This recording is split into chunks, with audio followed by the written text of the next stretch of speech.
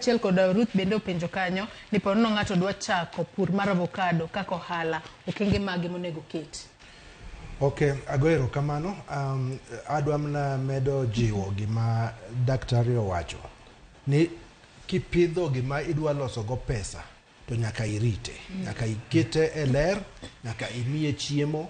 To kaluwore gi kaka piny luo chalo, nitie gik mwaluongo ni biological pesticides minyalo loso ine dala kanyo tikire. Kaluwore gi kaka ipenjo, ne wawacho ni conditions ma are important mondo ng'ato pidh avocado bo bed successful. Achiel, nyaka ing'i lopi. Dr. Orodi wacho kae wach kite man piny.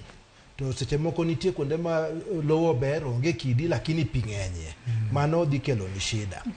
Kaluwore gi wach tuoche mane iwachogo, ing'en kata mane ot achiel, ka in gi nyithindo 5-6, seche moko ng'ato achiel ema ipo ni malaria oyude kanye, to uninde bedroom achiel kata ot achiel. Koro mano gin gik matimore, koro nyaka iket kinga makawo ne ji te. Ne wawacho kamae, nyaka ing'i ni lopi chalo nadi, to sani bende pimo lowo mondo ing'e en gi elements mage ok tek. Mana achiel. Mar ariyo, nitie kodhi kaka ne wawacho. Mar adek, ne wawacho kaka ipitho, husbandry mari, ang'o madwarore. Okiwach ni isepidho avocado en yath, koro idhi bayo Mombasa, iboduogo bang'e higni 2, mano onge gima ibo yudo. Ka en gir pesa, nyaka ibedie at least once every month, nyaka ikalie ing'i ni gidhi nade. Ok apar ni nitie gik mang'eny ahinya, nitie tuoche matindo tindo. To anyalo wacho kamae gik manyalo birogo. Ni kata kosepuonji bi yudo tegruok. Ta abo kwayo jok manyalo chopo to gichop ukwala chieng' tarik 30. Kosepuonji, to tinde nitie kaka ne Dr. Rodi wacho, Facebook nitie jok mandiko gik avocado. YouTube nitie gik mantie. Nitie buge ma okibeda abeda na osepuonja koro kanyal medo rieko. Somo mar gigi ok rum. Chone wapidho avocado ne en fruit olemo. To kaka ne Dr. Rodi wacho, nitie gik minyalo loso go mang'eny. Wanyalo loso kode mafuta. To gigi inyalo ng'e nadi kok imedori. To ok ochuno ng'ato bo biro nyisi ni kawuono watimo somo ka somo. Mano noserumo. Chon cha the extension ne wuotho, to tinde gitin wang'eny. Koro wabe nyaka wagol thuolo mar ni okay, anyalo yudo somo ni nade. To kaka wan jopur masiaya ne waneno ni somo ni wanyalo yude nade, wariwore koro waluongo waketo kar somo.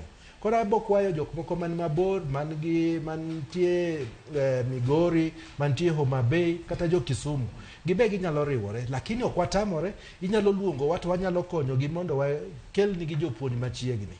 Nyoro nyanie bura moro to nayudo jok moko mauso biological products. To ne giyie ni kawa keto negi jiji machopo 100, to ginyalo biro mondo ginyiswa ni okay, diseases gi pests, nikech magi gin gik ma emerge. Disease gi pests gi ng'ato nyisi ni ma is the only way. Magi gik ma emerge, gin very dynamic, and especially Nyanza one around the equator. Equator kaya wacho ga en laboratory of diseases. Koro gigi emerge, gibo biro, and every year wabotemo mondo wakel experts on avocado pests and diseases mondo ginyiswa na okay, gigi timore kama. To ne wawacho earlier on ni training mar wabo bedo guided by Professor Oloki Sinyo, ne classmate mara, to obo biro kanyo wach diseases go ong'eyo, wach soils ong'eyo. Koro ka yudo ji makamago, wanyalo wacho ni okay, ka ubedo organized, wanyalo oronu these other people. Mogik, adwa wacho ni kaka CBO, waplan ni mondo waseketo office, wadwaro mondo wamed young people ma osetimo agriculture a little bit of training mondo gibidi kon jopur. Nikech kaka sani Dr. Rodi and very busy Nairobi. Dr. Bell Nairobi. Ng'amang'eyona.